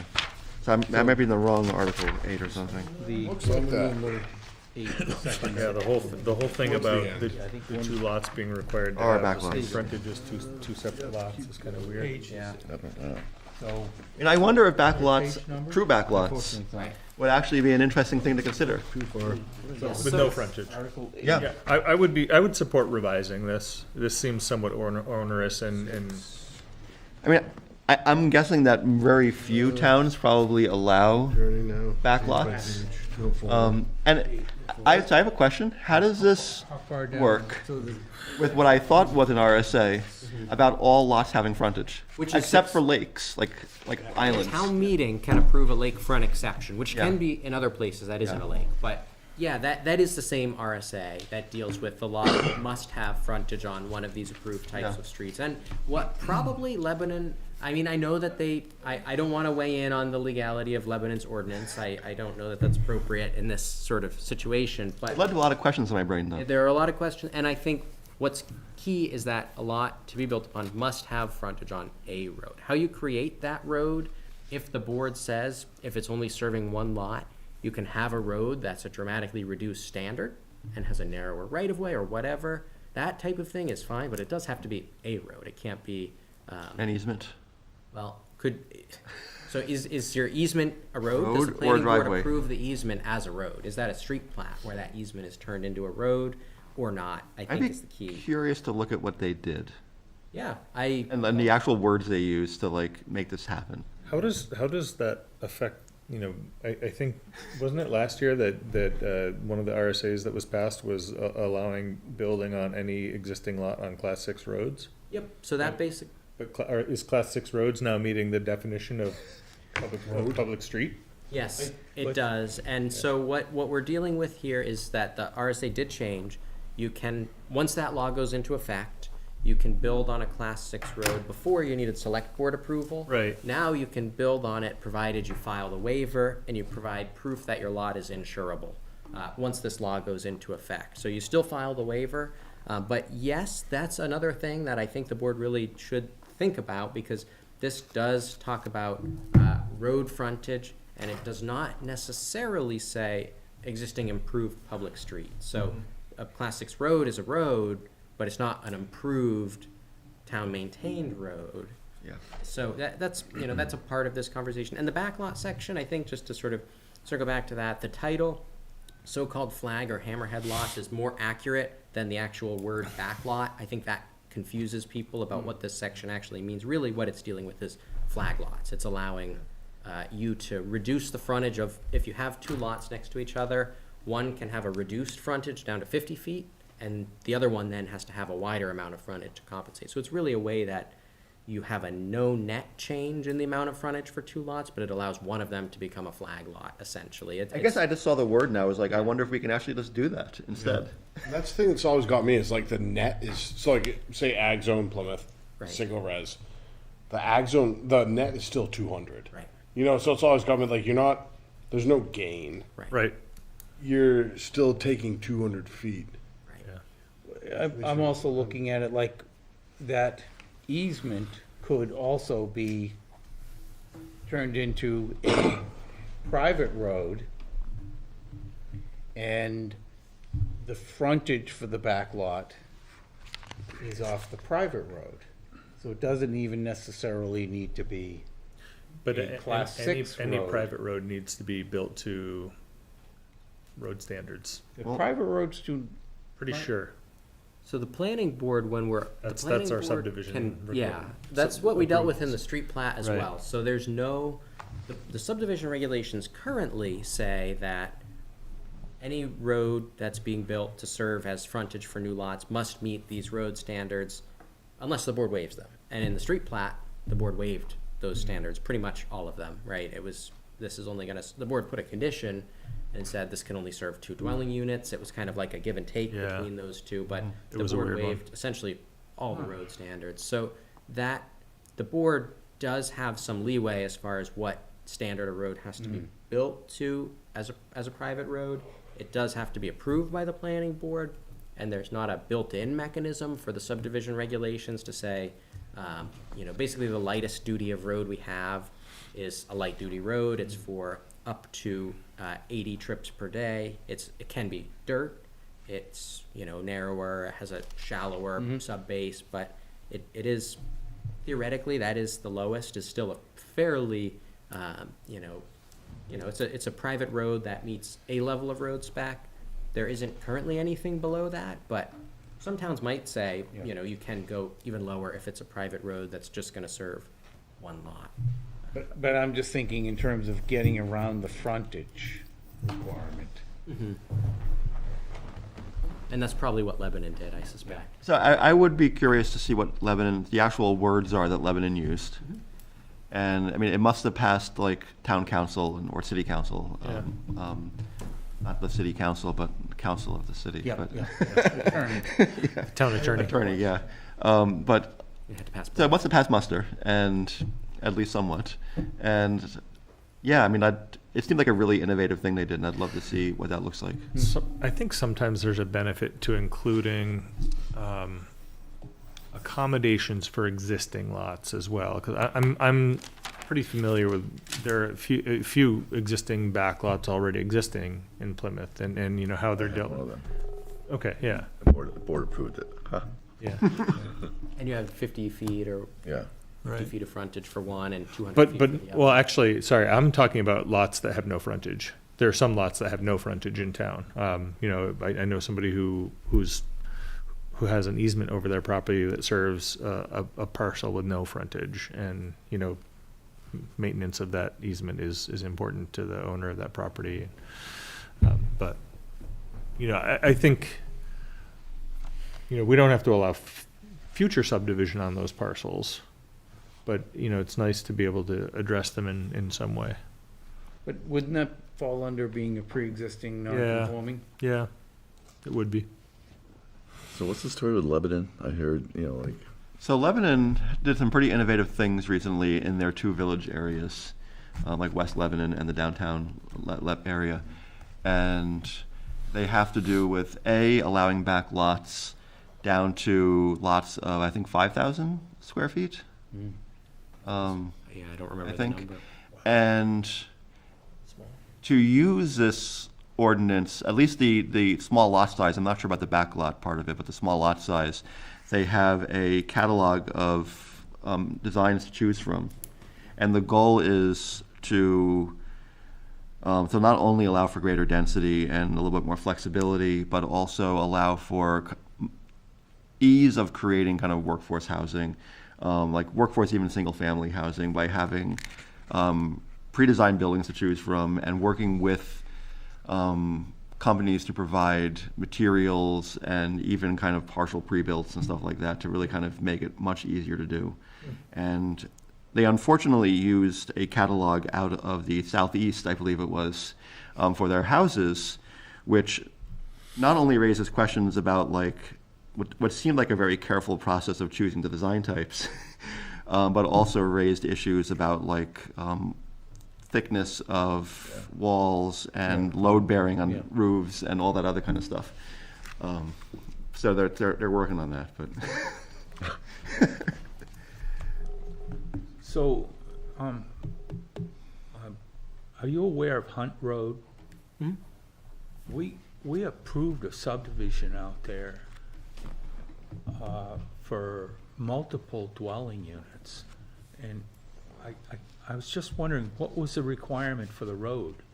I mean, it was a 6 road, wasn't it? Yeah, it is, Hunt is mostly class 6, and the board does have the authority to approve a subdivision on a class 6 road. It does count as road frontage. Often the board would want to be careful about doing so. Maybe, when we saw, for example, on Binks Hill Road, a proposed subdivision on the class 6 portion, the board was looking at requiring that road to be improved to the point where the subdivision was going to happen, because theoretically that lots would not have access on a road that meets the road standards of the subdivision regulations. So while the frontage wasn't an issue, because they did have frontage, they didn't have access on a road that met subdivision specs. And it does say in the beginning of the subdivision regulations that roads, if not currently publicly maintained up to the point of the subdivision, may be required to be improved as a part of the subdivision. So the board was looking at that and saying, it doesn't necessarily mean it becomes a town road, but there might be a kind of a weird scenario there where the board's asked someone to improve a road to these lots in order to provide road access to these lots. But, it's also then what happens with the maintenance? How does the board become aware or confirm that there will be maintenance of this, what is essentially public way that has a privately maintained surface on it, and the town wouldn't accept maintenance responsibility for that unless the select board approved it, or, town meeting, or there was a layout petitioned over it. Excuse me, Neil, that Hunt Road subdivision, was that a subdivision of a property that all the new lots had frontage on Hunt Road? It seemed that it was one family that was gonna build a compound. But were they all gonna have frontage on the existing Hunt Road, or was it gonna be a new road off of Hunt Road? Because I think that would be a distinction. I think it was all gonna be on Hunt Road. Yeah, so it's using the existing town road as opposed to creating a new road off of the Class 6 road. We also have a subdivision on Chason Road, I think, the road's a dead end now. It used to go all the way to East Rumney Road. My concern about allowing private roads to be built to a lower standard is that anyone can petition town meeting to have a private road accepted. The town did grant authority of the select board to accept private roads, but I don't believe, I might be wrong on this, I don't believe that overrides town meeting's ability to accept a private road without select board approval. It's an interesting question. So, the select board has been given the authority, if the road meets these circumstances, the select board can authorize acceptance of a private road. But somebody with an inferior private road could still petition acceptance at town meeting. And if it gets accepted, the town is stuck with a bill for maintaining it indefinitely. Yes, Sounds and I kind think of that's unlikely. why. What's that? That sounds kind of unlikely. But it's possible. Oh, okay, yeah.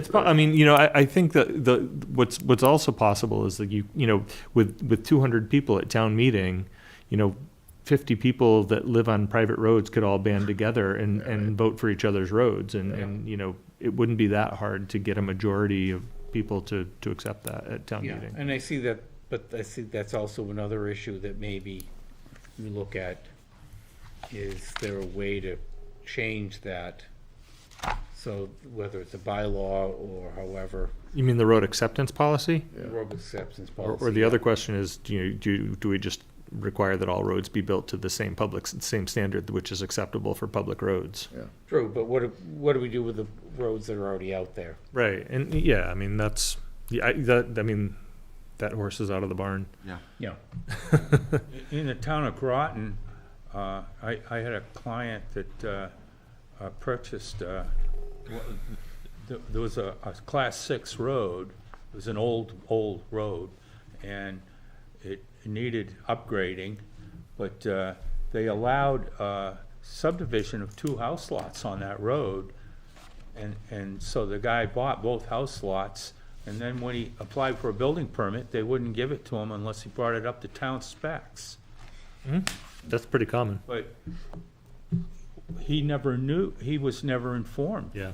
that was, I mean, that's one of those things, I mean, that historically, building on Class 6 roads has been at the discretion of the select board, and many towns, my understanding is that many towns would have an incremental development policy where if you built on a Class 6 road, you would have to improve the road to at least to the point of your driveway so that, emergency vehicles could service your home.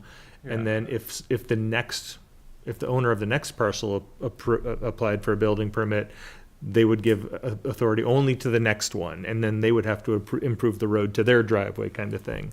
Or life service waivers. So I guess if I can kind of Those don't hold up in court. butt in for a moment, out of this whole discussion of roads and what we're going to ask of developers, what is the impact on our regulations here? Do we have guidance for staff on where this all leads? My only question is, I'd like to evaluate how we treat roads, and, is there something in the street plat guidance that we could adopt that makes acceptance of subdivisions with public roads more clear for the developer? Really, that's my goal. That's a good question, because when the conceptual was here for that 26. We had questions. Right, and they made it clear from the start, we plan to ask the town to take this road over. And I think that makes the conversation and planning a lot easier to say, all right, if those are your expectations that the town accepts this road, these are, and we didn't deliver those to them, but these are the clear expectations of what that road is. So there's no petition warrant article, no, so it's all clear up front and easier, really, for the select board to say yes. So I guess the other thing I'd like to get input on is if someone's asking the town to take over a road, is it better to have the utilities in the roadway or adjacent to the roadway? Like if Plymouth Village Water and Sewer is not inclined to take over water and sewer service, should they be not under the traveled way so that they could be dug up and serviced without disrupting the road service? That was a good comment That's from a the good- conceptual. I think generally they'd rather not put them under the road because the frost gets driven down so deep. I wouldn't think so. So I had a question that's kind of often in the back of my mind, and it's about two competing safety issues. We're often of the opinion these days that roads need to be really wide for safety and for turnarounds and all that kind of stuff. And we're pushing standards kind of outward over time for safety reasons. And there's a good argument to be made there. I'm familiar. There's also a good argument to be made that narrower streets in day-to-day life are actually safer because they're naturally slower. And they feel smaller. They actually look really nice, but they also make you drive slower because people don't always drive the speed limit. They drive what a road feels like. Look at Tenny Mountain Highway. And so I'm kind of curious about that dynamic between the life safety issues of a wide road that we're often pressing for and the benefits of narrower roads. And I don't know what the answer is there, but I think it's an important conversation in some ways. I think it also depends on the road and the length of the road. And Use and Can we correlate it to volume? Like Fairgrounds Road shouldn't be built that way, but maybe the subdivision off Beach Hill should be? And that's how our roads are now. They're standard by volume. Or how we have 3 roads. Three road requirements in our subdivision, and it's all based off volume. Which seems appropriate to me. Yeah. Are you looking at the subdivision regulations, and I just don't see them because I'm not there? We do have printouts of them. We all have them memorized, Molly. Oh, wow. Yes, they are in front of us on Matt paper. did that. Matt did that last year when he took over his chair. We have expectations that you'll do the same. There is also a PDF with comments in the packet that has some markup in it, starting on page. No pages. can I ask you a slightly separate question? You're the chair. You get to decide. Can you? Well, I can, but I also like to do things by consensus. Impact fees are in here, and it's a good thing. And is it worth including, and I know as many times as I've learned the distinctions here, I still forget them. Like impact fees versus exactions, and is it worth getting into exactions, or is that going to complicate things? And I'm just curious what maybe staff's opinion on that is. Before we move forward, can you define exactions, please? Joseph? Thank you. Yeah, I will give the best sort of brief summary I can of both of those. So they're two different things. They get at the same issue though, which is when a development will require or impose some kind of burden on the town, financial burden in particular. That's the assumption that kind of underpins them, right? So the first one is an exaction.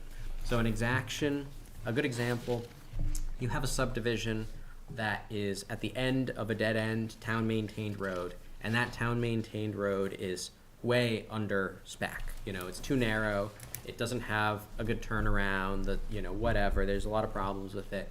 An exaction would be a proportional contribution of the developer to improvement of that town asset based on the proportion of their impact to it, so the proportion of basically responsibility they'll bear for bringing this up to town spec. Because just because the town has a road that's not to spec and there's a development at the end of it doesn't mean you can ask them to fix the entire road if other people are also benefiting from it. You can ask them to upgrade a portion of it though, and you can say, developer, you're going to be adding 60%, of the traffic down this road will come from your development. Please, pay into a capital reserve account established by the town 60% of the cost of improving this road, and then the town would then be responsible for coming up with the rest of it, doing the project, and if the town doesn't, that would have to be returned to the developer. It can only be used for that specific project, and it has to be kept in a special account, but it's a very proportional way to do it. You just have to be doing those kinds of studies when you're looking at the application, something like a traffic study that says, this road is too narrow, it's gonna need to be widened, the cost of that is $1 million, the developer should pay 50% of that.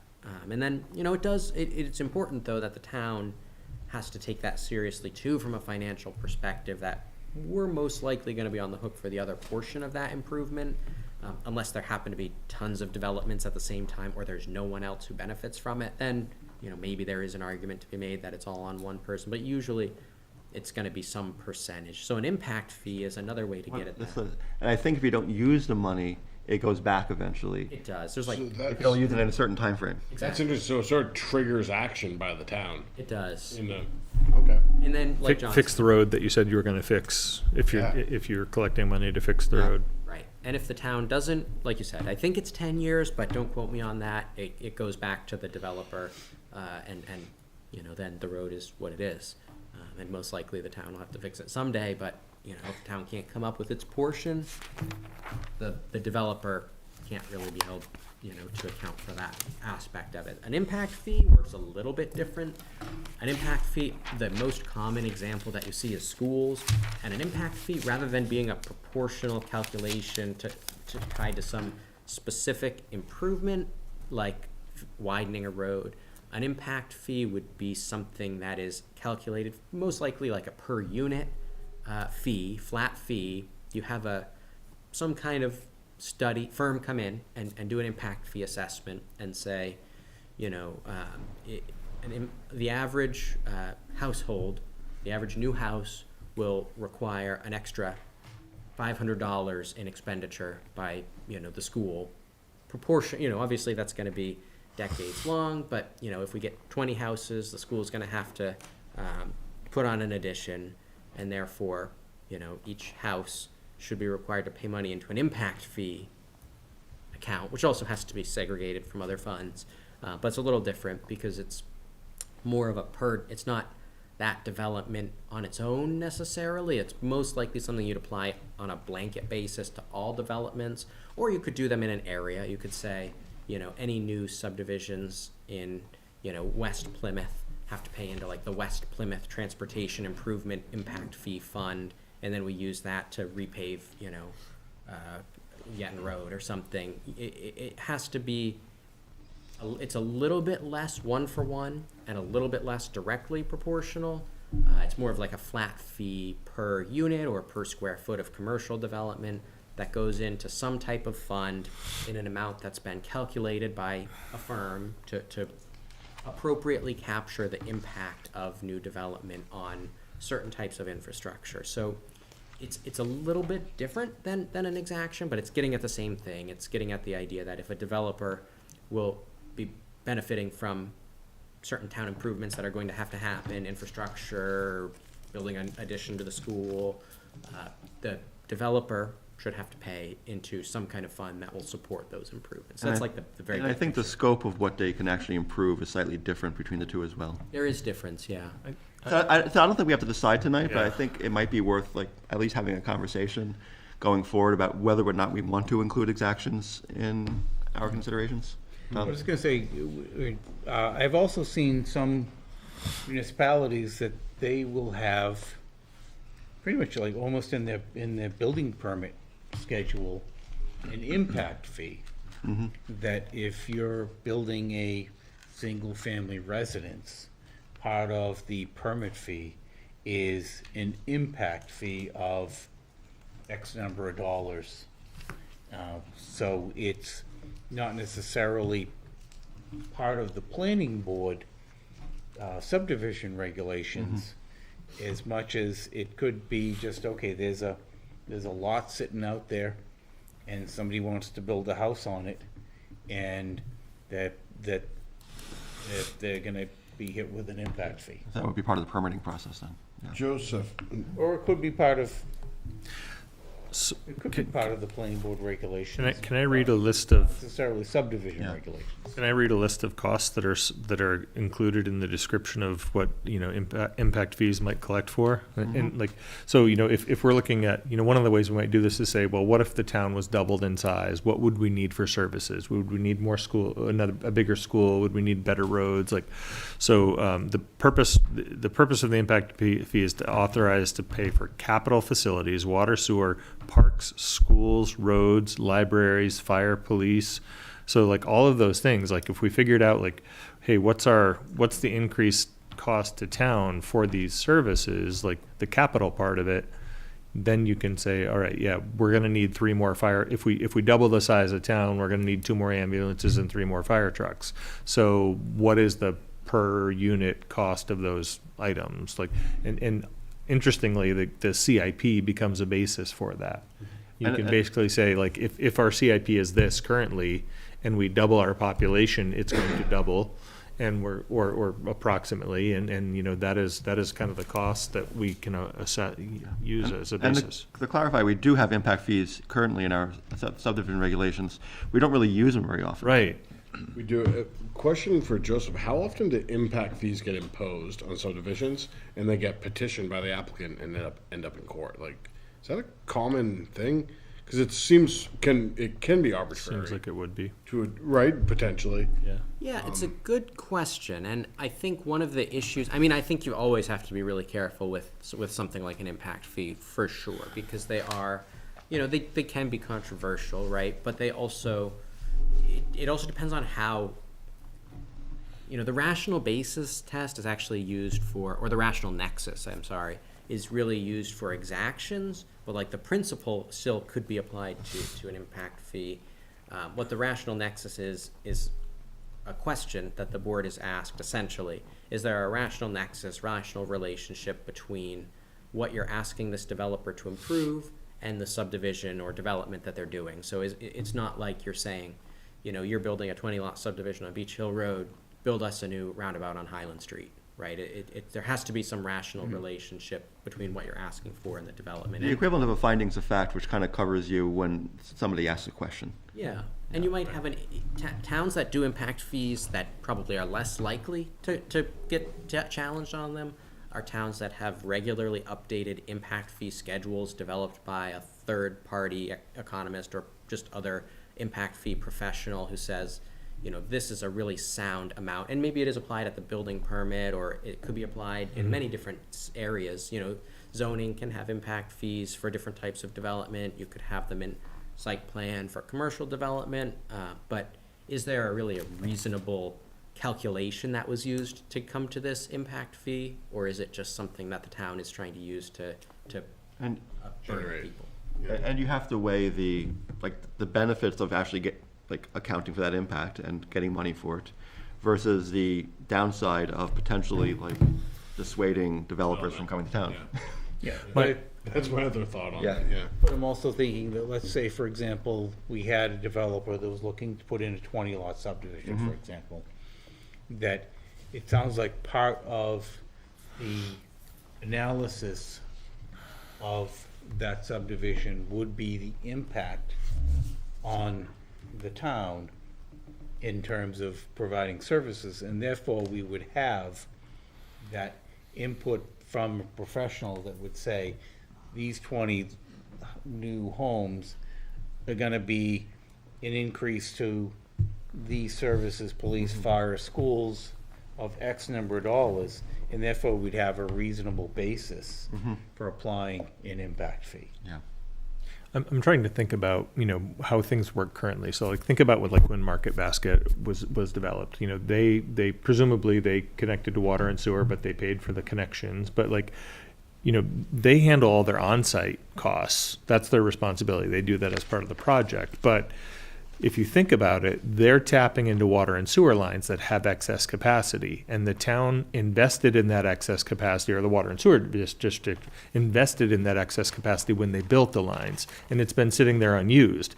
It would still be appropriate to collect an impact fee to reclaim the investment that we made years ago when we built that for facilities that are taking up unused capacity, because at some point, we're gonna have to say, hey, these water and sewer lines are no longer sufficient for future development.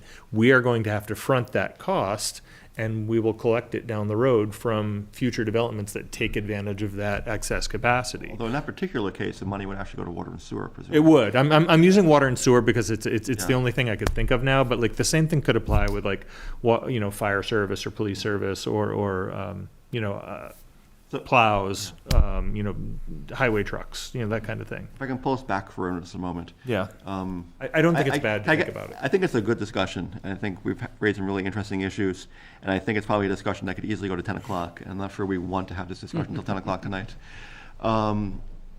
Do we have, based on what we've read and what we talked about now, do we have specific guidance for Joseph and Avery for further revisions, further things to think about, research, and so on? My first thought would be, what are some things in there that need to get changed to make sure that we're in compliance with state law? I think that's critical. Secondary, what are some things that we need to be prepared for coming down the pipeline? And thirdly, what are some innovative ideas that other communities like Lebanon are doing that we should be looking at and considering? And should we be considering size of impact, or not impact fees, but in terms of major and minor subdivisions and such? Exactly. Yeah. So those would be my priorities. Yeah, I think easy one to start with, Avery, submission requirements. We can move that forward. It doesn't need to fall as number 6 in our thing. It does feel too late. I agree. That's probably the easiest. I think we can create, revision of, I think we can have staggered criteria based on the scope of the project. So Yeah. I think we Yeah, should exactly. identify, minor subdivision, major subdivision with road, major commercial versus residential, we could separate those. My only caution there, I think I agree in principle, is that in a town of our size, Yeah. we don't want to overcomplicate the bureaucracy. No, but Complicating it to some extent, just to take it's- the load I off think of, it especially smaller simplifies it. developments, I think is really important. Yeah, But I'm not sure we want to have 6 different versions of the application right. at the same time. Sure, I think there's some kind of balance there. I think But we if can you have the could- same application with just different requirements for, other supporting information. Yeah, because if you got somebody that's got,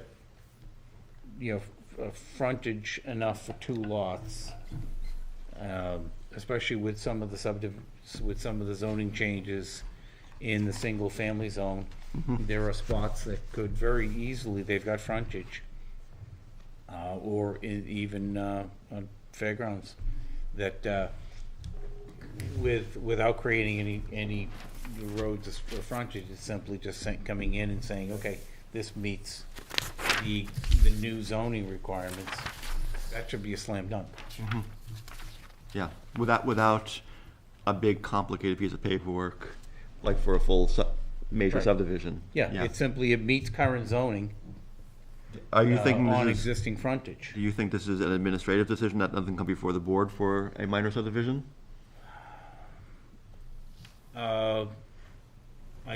To use Massachusetts as an example, which I am reluctant to do,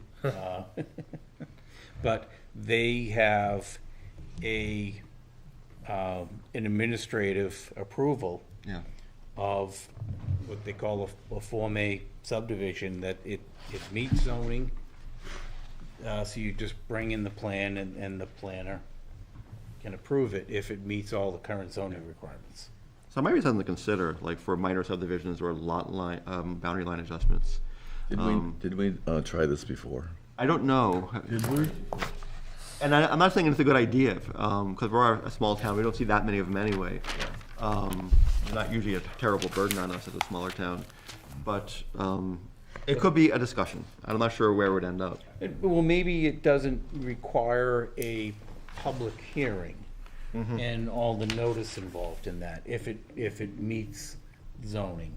So it can still be a decision by this board, so that we oversee it.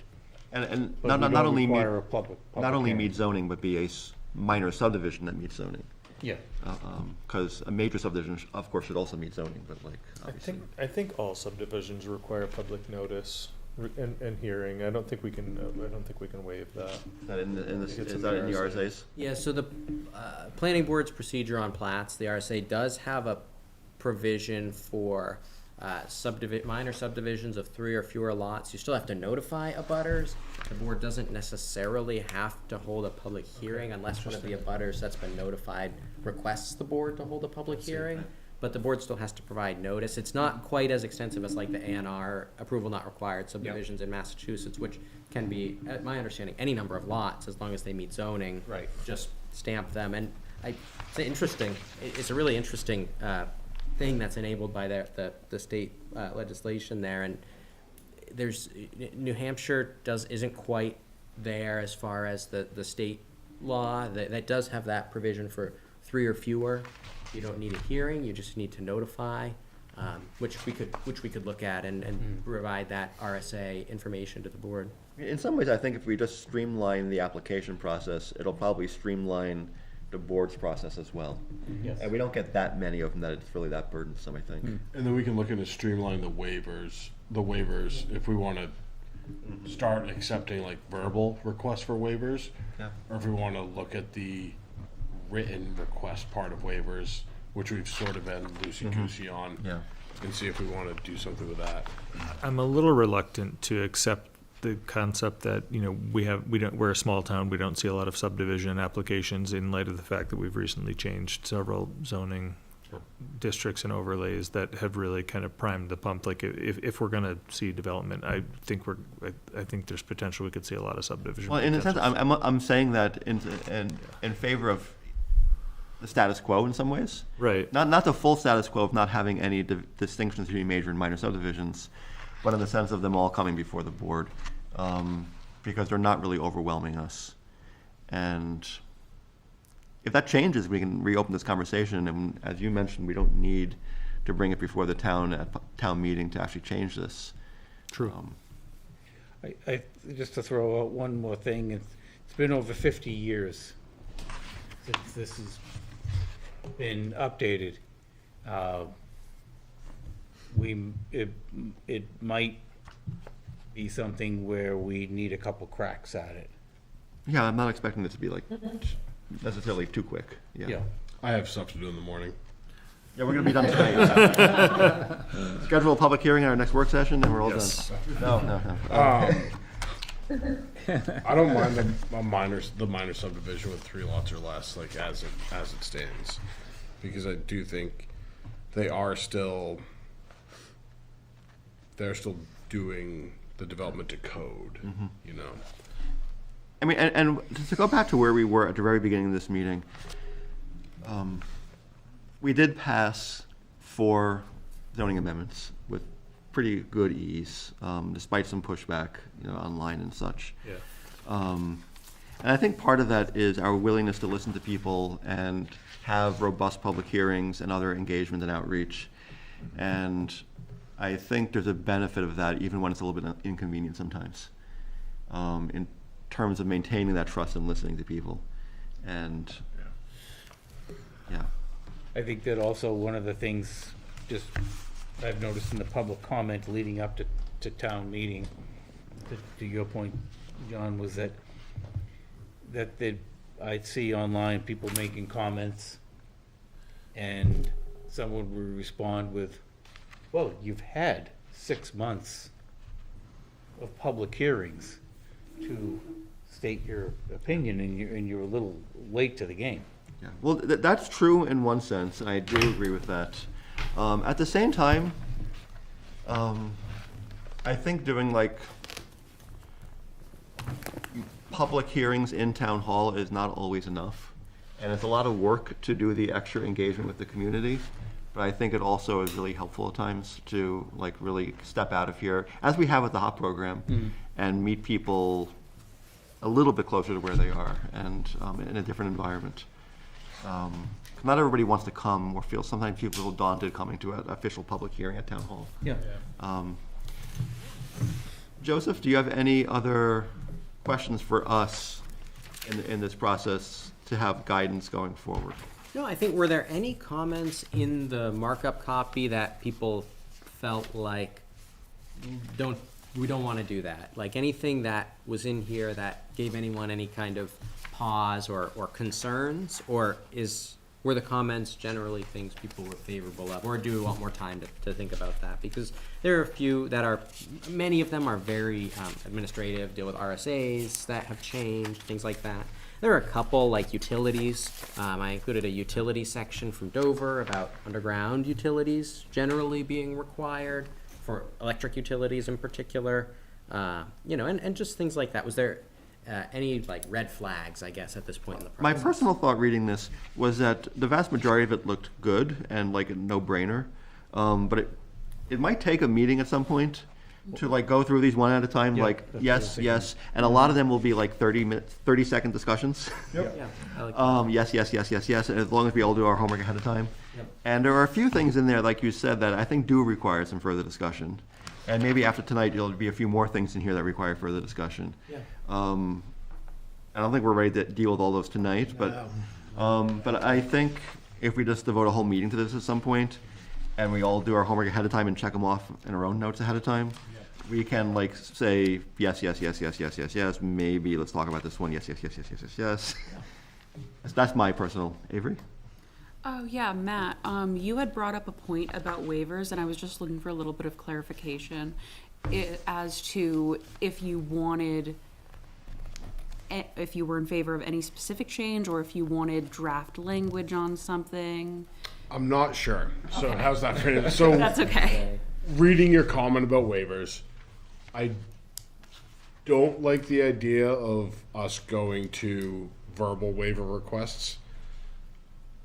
I think I don't like that because, like, documentation purposes, that we're then relying on minutes and recordings.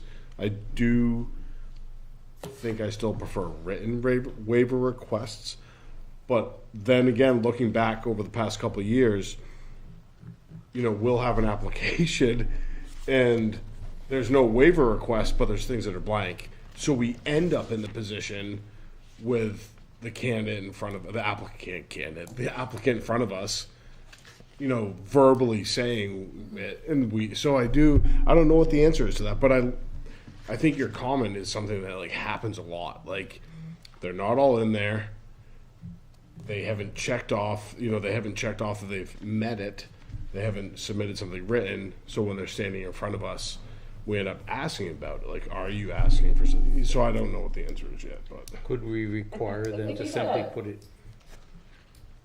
I think what happens more, with the site plan review checklist rather than the subdivision checklist, but I would want to get my eyes back on both of those two things to compare. Tom? I was gonna say, could we simply, if, at that point, I mean, first of all, we've got to document it in the minutes that they're requesting that waiver. But if we really wanted to, we could ask them to submit it in writing. We can go so far as having blank waiver request forms that say, have them here for it, and say, Right. you have 20 waiver requests, we'll go print 20 blank forms, you can fill them out and give them to us, we'll include it with your application. Yeah. That's At what least gives it- DES does. Right. We'd have to generally come up with a form that we're happy with that identifies, the regulation seeking waiver from and the reason for it. And, and then the board, the board can vote on individual waivers before they consider acceptance, or they can say we accept the application with the requested waivers. I also think that it makes the applicant more aware of the reasoning. Sometimes applicants don't seem to even see that they need to have a waiver for a particular checklist thing. So I think if we have really, really clear forms rather than relying just on approval and kind of a spur of the moment answer from an applicant, that would be preferable. And one would also hope if we actually start distinguishing scope of project, that we'll have fewer requests. Yes, exactly. Because if someone's doing a minor subdivision, like, do I really need all this stuff? No, and you should have written a request. But maybe they won't even have to look at all those requirements if they're doing a minor subdivision. Waivers are generally granted on grandfathered lots that don't meet current regulations. That gets tricky. There are ins and outs of that, though. Okay, so I'm not hearing any more questions or comments for moving this forward? Yes. Okay. Other than I think that it's something that, we could look at in more depth at a Yeah, work session. absolutely. And is there any other business from any members of the board or staff?